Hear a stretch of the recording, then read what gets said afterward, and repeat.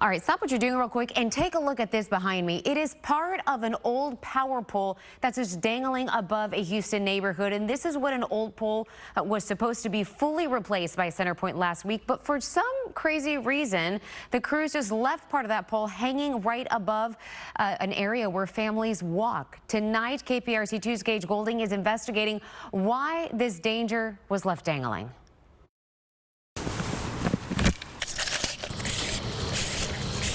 It's roughly 16 feet off the ground, essentially a giant log at this point, held up only by a rope.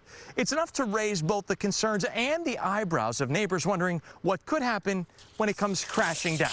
Looking at it up close, it kind of looks like a cable tie is holding up this 6-foot piece of pole. Dangling like an ornament off a Christmas tree. It's the last present anybody along Mountainwood Street in Garden Oaks wants falling in their hands. Would you want to be walking with your wife underneath here? No, I really wouldn't. The story starts last Tuesday. CenterPoint crews coming out to replace the pole, knocking their power out to do so.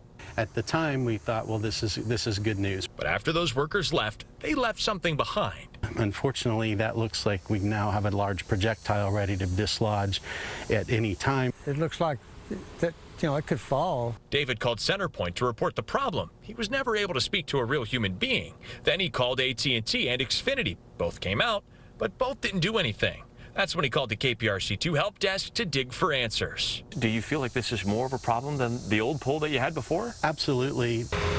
Just a few hours after KPRC-2 got on the case, this crew pulled up. They spent a few hours Tuesday afternoon taking down the old lines, removing that overhead log, and getting the job done the right way. A CenterPoint spokesperson says they don't own the communication lines, so they aren't responsible for moving them. CenterPoint also opting for a wooden pole because they believe the stronger new fiberglass poles aren't needed here. As for why that big wooden chunk was hanging here, they say that's standard practice and it's safe. We do appreciate that they're taking this as seriously as they possibly can, but the recovery needs to keep moving, and they need to take these little details more seriously. In Garden Oaks, Gage Goulding, KPRC-2 News.